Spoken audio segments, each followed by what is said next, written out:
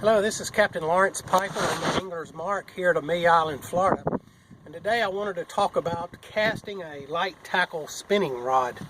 I see a number of times folks get on the boat, and some of them are novices, some of them are experienced, but I still see some things that would help with the cast. To get started with, I like to tell my customers to put 2 fingers in front of the handle and 2 in the back. A few reasons for that. Number one, if you cast it and fumble it, you still have it. I have had folks, I had at least one of these rods go in the river because they dropped that rod on their cast. The other thing is if you get a big fish, like a good 30-inch redfish, it could pull it out of your hands if you're holding it like this. If you got those 2 fingers in front of the handle and 2 in the back, when that fish hits, that drag's going to pull out, and you'll still just hold on. That's all you got to do. And then lastly, when you reel this up, you want to stop about 8 or 10 or 12 inches from the tip of the rod. When you stop that, when you reel it up, if the string is not right under your pointer finger, you can just spin this reel, and then the string is right under your pointer finger. Then, with your pointer finger, just grab the string, open the bell, and now you're ready to cast.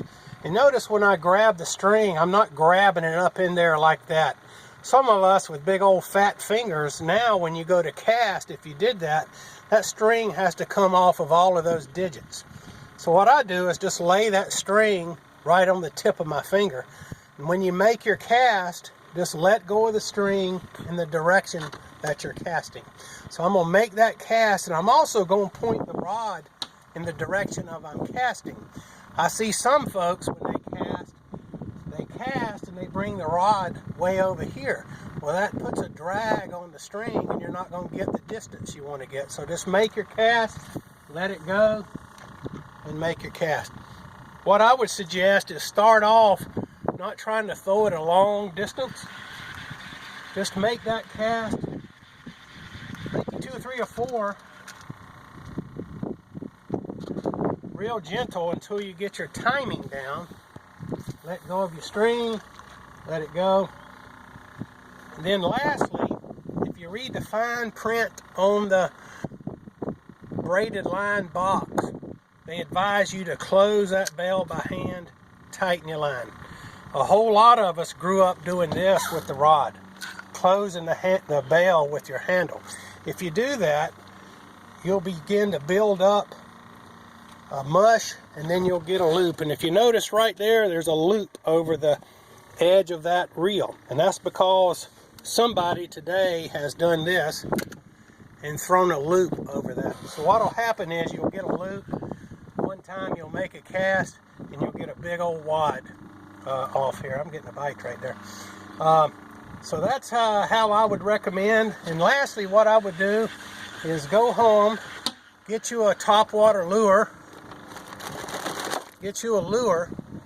maybe take the treble hooks off of that lure, tie it on, get in your backyard, put you a bucket out there in the backyard, make a game out of it, and start trying to cast that lure into the bucket. And what you want to do, you know, fishing from a dock, you can cast about the same way every time. But try practicing sidearm, practice casting overhead, practicing off shoulder. Because when you get on a boat, you never know where you're going to be standing, and you never know if somebody's going to be in your way or not. If you remember, I advised you to make that cast and close the bell by hand. Tighten your line. Well, if you're doing that, one of the ways we all learned to stop our cast was to make that cast and close the bell like this to get that stop. Well, I've asked you not to do that.